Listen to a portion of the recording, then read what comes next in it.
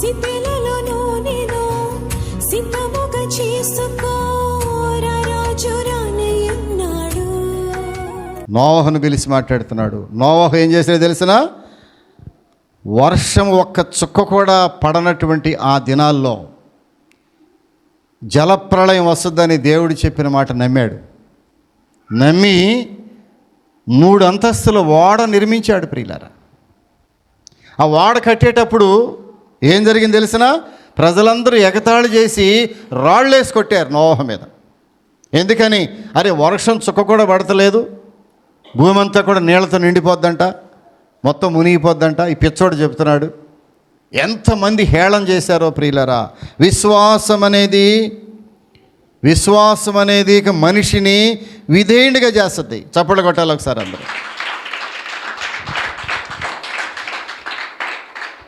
ఒక మనిషి హృదయంలో విశ్వాసం ఉంటే అది నిన్ను విధేయుడిగా చేస్తుంది.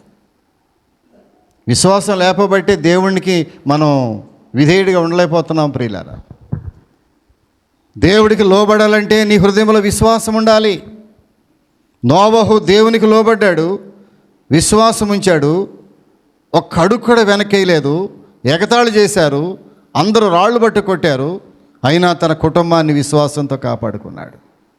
నీ హృదయంలో చిన్న విశ్వాసం ఉంటే నీ కుటుంబాన్ని కాపాడుకోగలవు, నీ భర్తను రక్షించుకోగలవు, నీ బిడ్డలు రక్షించుకోగలవు. నోవహు ఒక్కడు విశ్వాసం ఉంచినప్పుడు తన కుమారులు, తన భార్య, తన కోడండ్రు 8 మంది ఆ ఓడలోనికి వెళ్ళి వారి జీవితాలు కాపాడుకున్నారు ప్రియులారా. మళ్ళీ వాళ్ళ నుంచి మళ్ళీ ప్రపంచాలు పుట్టుకొచ్చినాయి. వాళ్ళ నుంచి వాళ్ళ సంతానం మనం అందరం, నోవహు సంతానమే మనం అందరం ప్రియులారా. ఇక్కడ మనం చూసినట్లయితే విశ్వసించేవాడు కలవరపడ్డాడు. ఎలాంటి విశ్వాసం ఉంది నీ హృదయంలో? స్వస్థపరుస్తాడు దేవుడు అంటే నమ్మలేవు నీవు ప్రియులారా. ఇక్కడ ఒక సహోదరి మనకు కనిపిస్తుంది, చూడండి దయచేసి. ఇక్కడ ఒక సహోదరి మనకు కనిపిస్తుంది. మార్కు సువార్తలకు వెళ్ళండి. ఎంత విశ్వాసమో చూడండి, ఎంత నమ్మిందో చూడండి. మార్కు సువార్త 5వ అధ్యాయం, మార్కు సువార్త 5వ అధ్యాయం 25వ వచనాన్ని చూస్తున్నాను చూడండి. 12 ఏండ్ల నుండి రక్తస్రావ రోగము కలిగిన ఒక స్త్రీ, ఆమె అనేక వైద్యుల చేత ఎన్నో తిప్పలు పడి తనకు కలిగినదంతయు ఖర్చు పెట్టేసుకుని ఎంత మాత్రము ప్రయోజనం లేక ఆమె జబ్బు మరింత సంకటపడెను. వాక్యం వినాలి. మరింత సంకటపడెను. ఎంతమంది డాక్టర్ల దగ్గరికి వెళ్ళిందో చెప్పలేం, ఎన్ని మందులు వాడిందో చెప్పలేం. బైబిల్ చెప్తున్న సత్యం, నేను కల్పించి చెప్పడం లేదమ్మా. ఎంతమంది డాక్టర్లకు వెళ్ళిందో తనకు కలిగినది యావత్తూ ఖర్చు పెట్టేసింది. ఏమన్నాడు ఇక్కడ? తనకు కలిగినదంతయు వ్యయము చేసుకొని ఇక చేతిలో చిల్లిగవ్వలేదు. ఇక డాక్టర్ దగ్గరికి వెళ్ళటానికి, కట్టుకోవటానికి, ట్యాబ్లెట్ వేసుకోవటానికి డబ్బులు లేవు. అప్పుడు ఎవరో యేసుని గురించి చెప్తే విందంట.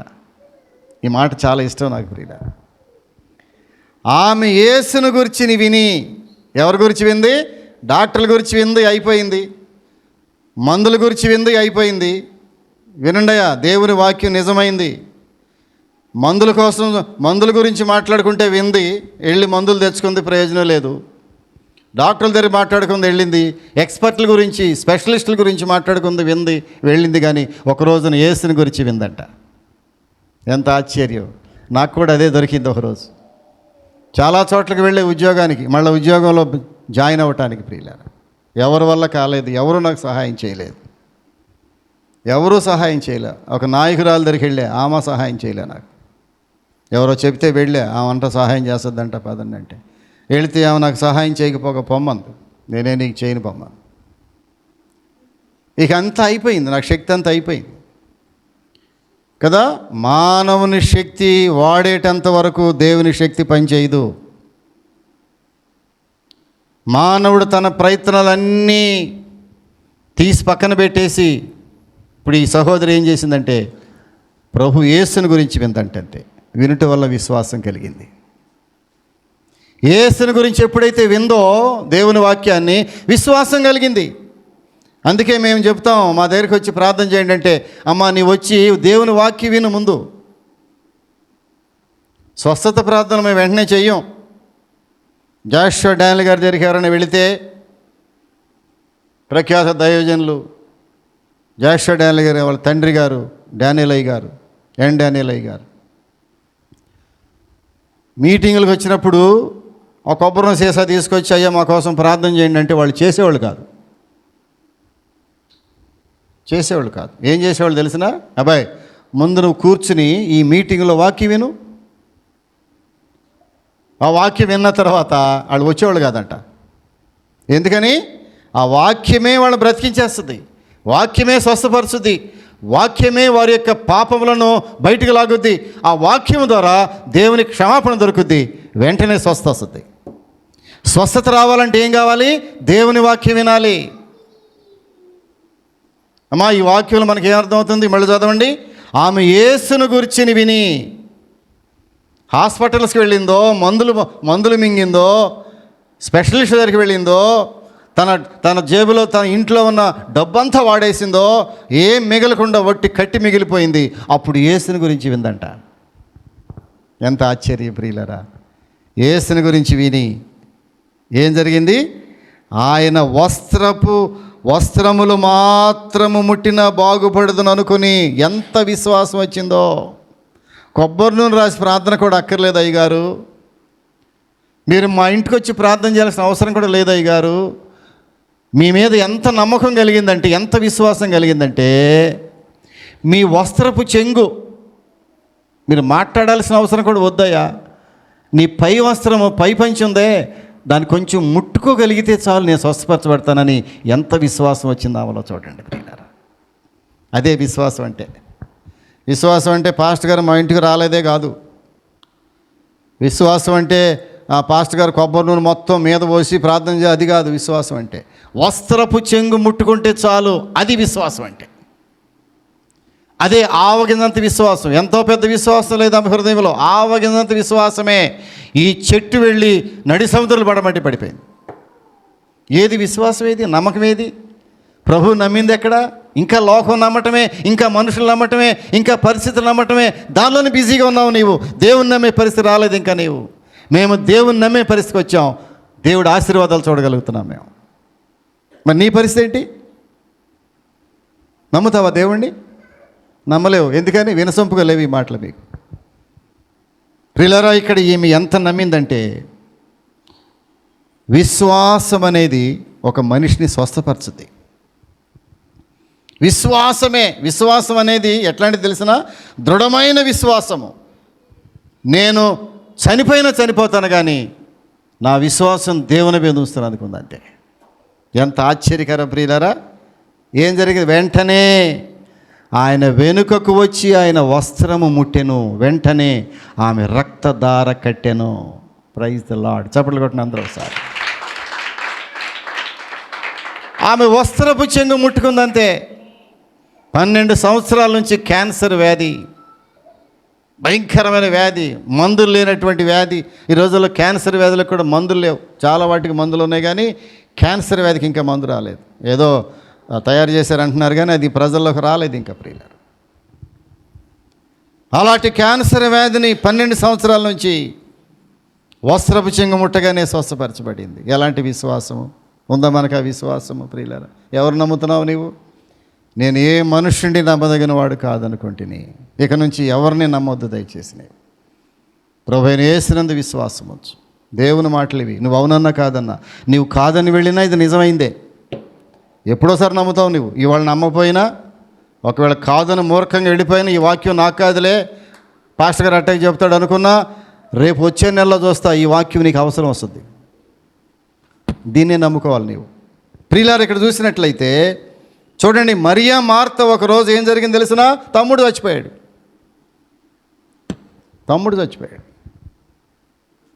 వారు ప్రాణప్రదముగా ప్రేమించినటువంటి తమ్ముడు చనిపోయాడు, లాజరు కదా. ప్రభు ఆ ఊరు వచ్చాడు. సరే, ఎక్కడి నుంచో 4 రోజులు ప్రయాణం అంతా దూరంలో ఉంటే ఈ వార్త విని ప్రభు వచ్చాడు.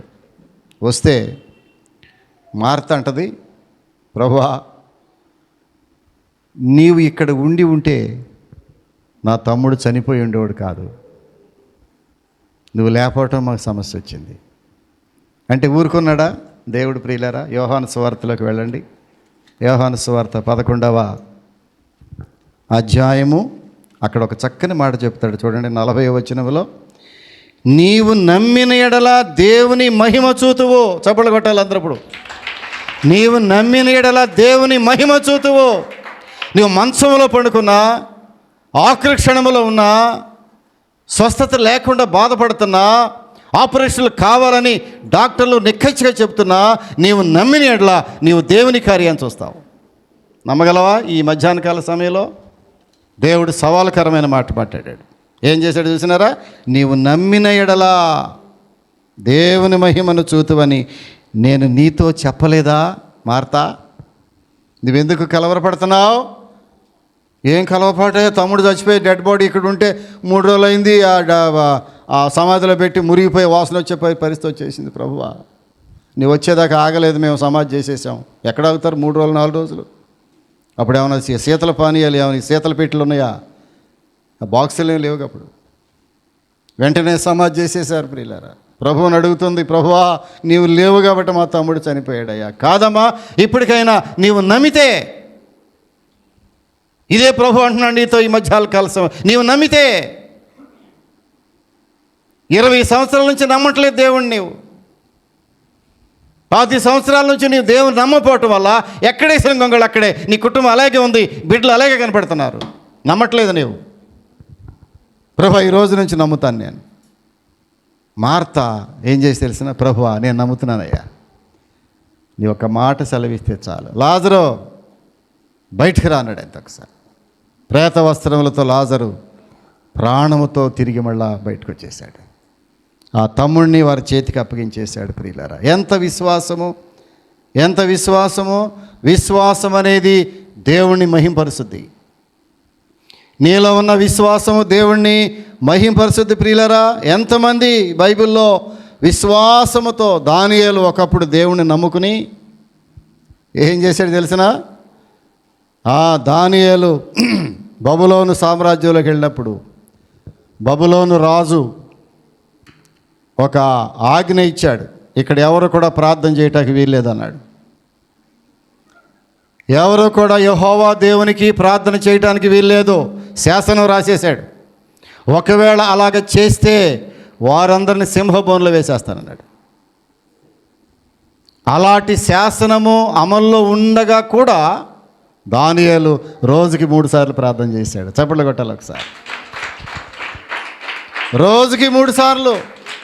ఎందుకంటే దేవుని యందు విశ్వాసం ఉంచాడు. రాజును నమ్మలేదు. బైబిల్ ఏం చెప్తుంది? రాజులు నమ్ముకుంటే కంటే యెహోవాను ఆశ్రయించటం మేలు, మనుషులు నమ్ముకుంటే కంటే యెహోవాను ఆశ్రయించటం మేలు.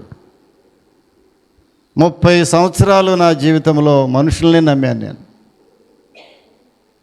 నేనే ఉదాహరణ. ప్రియులారా, ఎవరో కాదు. 30 సంవత్సరాలు మనుషులు నమ్మి అధికారులు నమ్మి వాళ్ళు ఏదో చేస్తారని నమ్మి మోసపోయిన వ్యక్తుల్లో నేను కూడా ఒకడిని. ప్రియులారా, మనుషులను నమ్మి మోసపోయిన వ్యక్తుల్లో నేను ఒకడిని. నువ్వు నమ్మితే నమ్మలేదు, నిజం చెప్తున్నాను నేను. ఈ దానియేలు ప్రార్థన చేయవద్దు అనే శాసనము ఆ రాజ్యంలో శాసనం సంతకం అయిపోయినా కూడా ఏం చేశాడు తెలిసిన? దానియేలు గ్రంథంలోకి వెళ్ళండి, ఒక్క మాట చూసి ముగించుకుందాం. దానియేలు గ్రంథము 6వ అధ్యాయము. దానియేలు గ్రంథము యెహెజ్కేలు తర్వాత దానియేలు గ్రంథము 6వ అధ్యాయము. ప్రియులరా, 22వ వచనంలోకి వెళ్ళి చూసినట్లయితే ఒక శాసనము ఆజ్ఞ ఇచ్చినప్పుడు ఆయన రోజుకి 3 పర్యాయములు ఏం శాసనం వచ్చింది తెలిసిన? ఇట్టి శాసనము 6:10 ఉంటుంది. ఇట్టి శాసనము సంతకము చేయబడినని దానియేలు తెలుసుకున్నాను.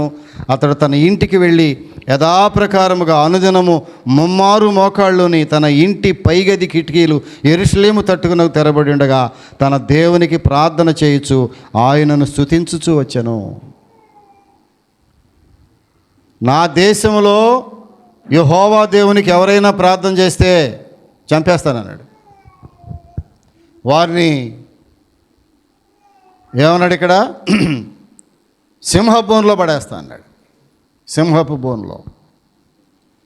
అది శాసనము అయినా కూడా, సంతకం అయినా కూడా యథాప్రకారం అనుదినము ముమ్మారు మోకాళ్ళుని ప్రార్థన చేశాను.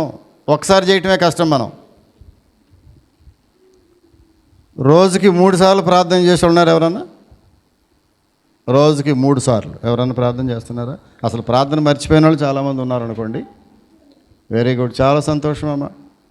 రోజుకి 3 సార్లు, చాలా సంతోషం. ఏంటబ్బా మీకు అంత బిజీ? రోజుకి 3 సార్లు ప్రార్థన చేయని వాళ్ళని అడుగుతున్నా, ఏంటా బిజీ మీకు? ఏంటి అంత బిజీగా ఉన్నారేంటమ్మా? ప్రార్థన కూడా చేయలేని బిజీగా ఉన్నారా? చూస్తున్నా నేను. సమయాన్ని వ్యర్థమైన వాటి మీద గడుపుతున్నారు చాలామంది. వ్యర్థమైన వాటి యందు మనసు పెట్టకయు, దేవుని వాక్యం ప్రియులారా, వ్యర్థమైన వాటి యందు మనసు పెట్టకయు. చాలామంది ప్రశస్తమైన సమయాన్ని వ్యర్థంగా గడుపుతున్నారమ్మా. చాలా వ్యర్థంగా. స్త్రీలైనటువంటి వారు ఎంత ప్రార్థన చేయొచ్చు ఇంట్లో కూర్చుని? రోజుకి ఎన్నిసార్లు ప్రార్థన చేశాడంట దానియేలు? ముమ్మారు ప్రార్థన చేశాను, ఉదయం, మధ్యాహ్నం, సాయంకాలం. తన కిటికీలు యెరూషలేము వైపుకు తెరిచి, యెరూషలేము అనగా అక్కడ దేవుని మందిరం ఉంది. ఆయనకు నమ్మకం అన్నమాట. దేవుని మందిరం వైపు చూసి ప్రార్థన చేస్తే ఆయన ప్రార్థన వింటాడేమో నమ్మకం. నేను బలిపీఠం దగ్గర ప్రార్థన చేస్తే నాకు ఒక నమ్మకం, ఇక్కడ ప్రభు ఆలకిస్తాడు నా ప్రార్థనని. ఓ ప్రత్యేకమైన ప్రార్థన ఎవరి కోసం చేయాలంటే బలిపీఠం దగ్గరకు వస్తాను నేను. ఇక్కడ మోకరించి ప్రార్థన చేసుకుంటాను ప్రియులారా. ఆ ప్రార్థన దేవుడు నేరుగా వింటాడని ఏదో ఒక నమ్మకం, నాకు అదొక విశ్వాసం. చేస్తున్నామా రోజుకు 3 సార్లు? పోనీ ఒకటి తగ్గిద్దామా? 2 సార్లు ఎవరు ప్రార్థన చేస్తున్నారు రోజుకి? వెరీ గుడ్, చాలా సంతోషం. కొంతమంది కొన్ని చేతులు లేస్తున్నాయి. 2 సార్లు కూడా ప్రార్థన చేయని వాళ్ళు ఇంకా బిజీగా ఉన్నారని అనుకుంటున్నాను నేను కదా. బిజీగా, సరే మంచి విషయాల్లో బిజీగా ఉంటే పర్వాలా, పనికిమాల విషయాల్లో బిజీగా ఉంటే ఎంత నష్టం సహోదరి. నీకు నష్టం కాదు, నీ బిడ్డలకు నష్టం, నీ కుటుంబానికి, నీ భర్త, నీ బిడ్డలు, నిన్ను నమ్ముకుని జీవించేవారు, నీ రక్త సంబంధులు. నీ ప్రార్థన లేకపోతే ఏముంది ఇంట్లో? వండి పెట్టేస్తావా 3 పూటలో? 3 పూటలో మేము బిర్యానీ వండి పెడుతున్నామండి. ఏమ్మా, 3 పూటలు భోజనం వండి పెట్టడం కాదు ప్రధానమైంది. నీ బిడ్డల కొరకు దేవుని వైపు చేతులెత్తి ప్రార్థన చేస్తే నువ్వెంత ఆశీర్వాదకరంగా ఉంటావు నీ కుటుంబానికి. ఎంత ఆశీర్వాదకరం. కొంతమందికి టైం చాలదు కదా. 24 గంటల్లో 23 గంటలు వేస్ట్గా గడిపేస్తున్నారు వ్యర్థమైన వాటి మీద. దానియేలు ప్రియులరా విశ్వాసముతో ముమ్మారు ప్రార్థన చేశాను. చివరికి ఏం జరిగింది? అరెస్ట్ చేసేసి సింహబోన్లో పడేశారు. అక్కడ ఆయన విశ్వాసం పనిచేసింది. సింహపు బోనులో పడవేసిన సింహములు కనీసం ఆయన వాసన కూడా చూడలేదంట. అంతకుముందు మనుషులను పడేస్తే ఎముకలు కూడా కొరికి తినేసినాయి. అలాంటి సింహములు దానియేలు ముట్టలేకపోయినాయి. ఆయన విశ్వాసము ఎంత పవర్ఫుల్లో చూడండి. నీ విశ్వాసము నిన్ను ఎవరు ముట్టనీయకుండా చేస్తుంది సమాజంలో. నీలో ఉన్న విశ్వాసము ధైర్యాన్ని ఇస్తుంది. విశ్వసించేవాడు కలవరపడాడు. విశ్వాసం ఉన్నవాడు ఎలాంటి తెలిసినా అతడు ధైర్యంగా ఉంటాడు, సింహం వలె ధైర్యంగా ఉంటాడు. విశ్వాసముతో ఉన్నవాడు సింహం వలె ధైర్యంగా ఉంటాడు. నీతిమంతుడు చెప్పండి, సింహం వలె ధైర్యంగా ఉండను. చివరికి ప్రియులరా దావీదుని తీసుకుందాం. దావీదు ఎంత విశ్వాసం అంటే, ఒక రోజున గొలియాతును చంపాల్సి వచ్చింది. నీ విశ్వాసము రాక్షసులను చంపగలదు. గుర్తుపెట్టుకోండి దయచేసి. నీ విశ్వాసము శత్రువులను చంపగలదు. నీ విశ్వాసము శత్రువులను సంహరించేస్తుంది. విశ్వాసము శత్రువులు కింద పడేయచ్చు, బాణములతో కాదు. ప్రియులరా సమూయేలు గ్రంథము, మొదటి సమూయేలు గ్రంథము, ఒక్క మాట చూసి ముగించేస్తాను నేను. మొదటి సమూయేలు గ్రంథము 17వ అధ్యాయం. మొదటి సమూయేలు గ్రంథము 17వ అధ్యాయము 45వ వచనము. దావీదు అంటున్నాడు చూడండి, నీవు కత్తియు ఈటెయు బళ్ళెమును ధరించుకుని నా మీదకి వచ్చుచున్నావు. అయితే నీవు తిరస్కరించిన ఇశ్రాయేలీల సైనికాధిపతి యెహోవా పేరట నేను నీ మీదకి వచ్చుచున్నాను. ప్రియులరా, యుద్ధం చేయటానికి కత్తే ఈటే ఇవి కాదు.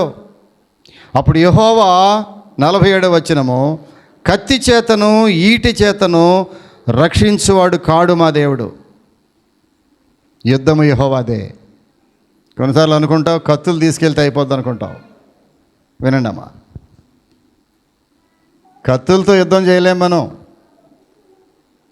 మన శత్రువుల్ని కత్తితో పొడి చేంజ్ చేయలేవు. కత్తులు వాడబాకండి, కత్తి పట్టుకున్నవాడు కత్తి అయిపోతాడు అన్నాడు. మన దగ్గర ఉన్న ఆయుధం ఏంటంటే విశ్వాసము. విశ్వాసం అనే డాలు, విశ్వాసం అనే ఆయుధము. అది పట్టుకుని ఎవరి మీదకి వెళ్ళాడు? గొలియాతు మీదకి వెళ్ళాడు. ప్రియులారా, ఒకే ఒక్క రాయి తీసుకున్నాడు. యుద్ధం యెహోవాదే అన్నాడు. విశ్వాసంతో ఇసిరి కొట్టాడు. ఆ నొసట మీద తగిలింది, కింద పడిపోయాడు. ప్రియులారా, 6 మూరల జానెడు రాక్షసి గొలియాతు. ప్రియులారా, యుద్ధం యెహోవాదే. తన సంచిలో చెయ్యి వేసి అందులో ఒక్క రాయి తీసుకుని ఒడిసెలతో విసిరి ఆ ఫిలిస్తీని నుదుటి కొడితే బొక్కబొరలుగా పడిపోయాడు. ఎంత విశ్వాసము. ముగిస్తున్నాను ప్రియులరా, నీవెవరు నమ్ముకుంటున్నావు ఈ ఉదయకాల సమయంలో? ఇంకా మనుషులు నమ్ముకుంటున్నావా? ఏదో ఒక రోజున మోసపోతావు. ఈ రోజు నుంచి తీర్మానం చేసుకో, ప్రభువా నేను మనుషులు నమ్మను. డాక్టర్లు అంతకంటే నమ్మట్లేదు, మందుల మీద నమ్మకం లేదు నాకు. ప్రభువా, ఆ స్త్రీ ఎట్లాగైతే ఒక రోజున యేసు గురించి విందో, నేను నీ గురించి విన్నప్పుడు ప్రభువా నాకు విశ్వాసం రాని, నా విశ్వాసాన్ని బలపరచు. మనుషులు నమ్ముకుంటే ఇక్కడ యెహోవాను ఆశ్రయించిన మేలనే మాట జ్ఞాపకం చేయి. నేను ఇక నుంచి నిన్నే నమ్ముకుంటాను ప్రభువా. విశ్వాసంతో ప్రార్థన చేయి. షడ్రకు మెషకు అబేద్నెగో వాళ్ళు విశ్వాసంతో ప్రార్థన చేస్తున్నప్పుడు అగ్నిగుండంలో పడేస్తే ఆ ముగ్గురితో పాటు యేసు ప్రభు కూడా వచ్చి తిరిగాడు. ప్రియుల దేవుడు కూడా వచ్చాడు అక్కడ. వాళ్ళతో పాటు నలుగురు. నీ విశ్వాసం ఉంటే నీతో పాటు యేసయ్య ఉంటాడు నీ పక్కనే. నీవు నడవలసిన త్రోవను బోధిస్తాడు, నీవెట్లా వెళ్ళాలో మార్గం బోధిస్తాడు. ప్రతి అంశంలో నీకు తోడుగా ఉండి నడిపిస్తాడు యేసయ్య. ప్రార్థన చేసుకుందాం. ఎవరు నమ్ముతున్నావు ఈ ఉదయకాల సమయంలో? ప్రభువా, చాలా కాలం మనుషులు నమ్ముకున్నాను నేను. మనుషులు నమ్ముకుంటే సిగ్గే నాకు ఎదురైంది ప్రభువా, అవమానములు ఎదురైనాయి. మనుషులు ఎంతోమంది అవమానపరిచారు నన్ను, మనుషులు ఎంతోమంది బలహీనపరిచారు నన్ను, మనుషులు ఎంతోమంది నా యొక్క డబ్బును వాడుకున్నారు, నా జీవితాన్ని వాడుకున్నారు. ఎవరు ఒక్కళ్ళు కూడా నాకు సహాయం చేసిన వాళ్ళు లేరు. ఆ స్త్రీ మాట్లాడుతుంది, ఒక రోజున యేసు గురించి వింది, విశ్వాసం నేర్చుకుంది. ప్రభువా, నాలో విశ్వాసం నేర్పించయ్యా, నా విశ్వాసాన్ని బలపరచు ప్రభువా. ప్రార్థన చేసుకుందాం. ఒక్క నిమిషం నోరు తెరిచి ఒక్క నిమిషం ప్రార్థన చేయండి. ఆయన మాట నమ్మదగినది, యెహోవా మాట నమ్మదగినది, ఆయన కార్యములు నమ్మదగినవి. యెహోవా వాక్యం యథార్థమైనది, ఆయన చేయనదంతయు నమ్మకమైనది. దేవుని మాటలు నమ్మకమైన ఈ సహోదరుడా, ప్రభువుని నమ్ముతావా? ఒక్క నిమిషము ప్రభువుని యేసునందు విశ్వాసం ఉంచుతావా? నోరు తెరువు, ప్రార్థన చేయి. ఒక్క నిమిషం చెయ్యయ్యా, ప్రార్థన చేయి. కుర్రాళ్ళు ప్రార్థన చేయండి. నోరు తెరువు. ఇక్కడికి వచ్చిన వారు వాక్యం విన్నప్పుడు దయచేసి ప్రార్థనలో కొనసాగాలి. దానియేలు విశ్వాసంతో సింహాల గుహలోకి వెళ్ళిపోయాడు. 12 సంవత్సరాల నుంచి క్యాన్సర్తో బాధపడుతున్న సహోదరి ఒకరోజు ప్రభు మీద విశ్వాసం ఉంచింది. అద్భుత కార్యం జరిగింది. వస్త్రపు చెంగు ముట్టుకోవటానికి ఆశపడింది. నువ్వు ఎవరు నమ్ముతున్నావు సహోదరి, సహోదరుడా? ఎవరి మీద నీ నమ్మకము? మధ్యాహ్న కాల సమయంలో ఎవరి మీద ఆశ పెట్టుకుంటున్నావు? ఎవరు రక్షిస్తారు నిన్ను? నీ వ్యాధిని ఎవరు నయం చేస్తారు? నీ పాపం ఎవరు క్షమిస్తారు? నీ కన్నీరు ఎవరు తుడుస్తారు? నా బిడ్డలను మరచినా నేను మరువలేనంటివే.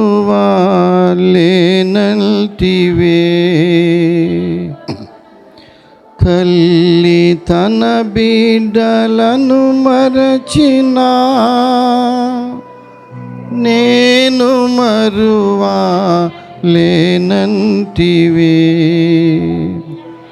నీదు ముఖ కాంతియే నన్ను ఆదరించెనులే. నీదు ముఖ కాంతియే నన్ను ఆదరించెనులే. శాశ్వతమైనది నీవు నాయడా చూపిన కృపా.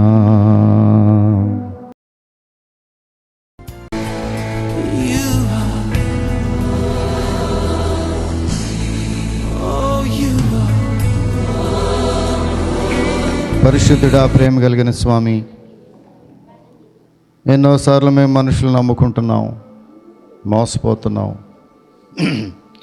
కొన్నిసార్లు రక్త సంబంధాలు కూడా వారిని నమ్మినా మోసపోతున్నాయి. కొంతమంది స్నేహితులు అనుకునే వాళ్ళని నమ్మి కూడా మోసపోతున్నాం. ఎవరిని నమ్మాలో తెలియక ప్రభువా మా విలువైన జీవితాలు వ్యర్థం చేసుకుంటున్నాం, విలువైన సమయాన్ని వ్యర్థం చేసుకుంటున్నాం. ఎన్ని సంవత్సరాలు వ్యర్థమైపోతున్నాయి ప్రభువా, ఎన్ని సంవత్సరాలు. దేవా, నమ్మదగిన వాడు ఒక్కడు కూడా లేడన్నావు బైబిల్లో. ఎంతమంది ఉన్నా ఇవి ఒక్కరు కూడా నమ్మదగిన వారు లేరు. నమ్మదగిన దేవుడు నీ ఒక్కడివే ప్రభువా, నీవెంతైనా నమ్మదగిన దేవుడు అన్నాడు భక్తుడు. మా జీవితాలు ఎన్నిసార్లు మీరు నమ్మకమైన పనులు చేశారు. మీ మీద ఆనుకున్నప్పుడు ప్రభువా నీవెంత నమ్మకంగా మాకు సహాయం చేస్తున్నావు. మా బిడ్డల విషయంలో ఎంత నమ్మకస్తుడిగా ఉన్నావు. మా ఆరోగ్య విషయాలు ఎంత నమ్మకస్తుడిగా ఉన్నావు.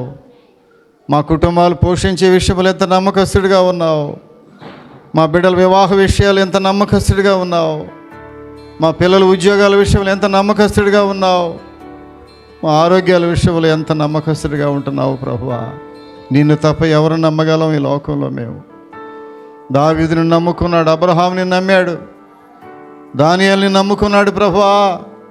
క్యాన్సర్తో బాధపడుతున్న స్త్రీని నమ్ముకుంది. షడ్రకు మెషకు అబేద్నెగోని నమ్ముకున్నారు. మోషేని నమ్ముకున్నాడు ప్రభువా. ఎంతమందిని నమ్ముకుని జీవితాన్ని కట్టుకున్నారు, ఎంతమందిని నమ్ముకుని స్వస్థపడ్డారు, ఎంతమందిని నమ్ముకుని రక్షణ పొందారు. ప్రభువైన యేసునందు విశ్వాసం వచ్చు, అప్పుడు నీవును నీ ఇంటి వారు రక్షించబడతారు. ప్రభువా, లోకాన్ని నమ్మినంత వరకు నా జీవితం కట్టబడలేదు కదా అయ్యా. నేను ప్రభువు నమ్ముకున్న తర్వాత మా జీవితాలు కట్టబడటం మేము చూసాం. మా కుటుంబాలు ఆశీర్వదించబడటం మేము చూసాం. ఇప్పటికైనా ప్రభువా మా బిడ్డలు నిన్ను నమ్ముకునేవారిగా చేయండి, నీ మీద విశ్వాసం ఉంచేవారిగా చేయండి. నీ ఒక్కడివే నమ్మదగిన దేవుడు అని ఈరోజు విశ్వాసంతో తిరిగి వెళ్ళే బిడ్డలుగా చేయండి. విన్న వాక్యానికి ముద్ర వేసి కృప చూపించమని యేసు నామమున అడుగుచున్నాము తండ్రి. ఆమేన్, ఆమేన్.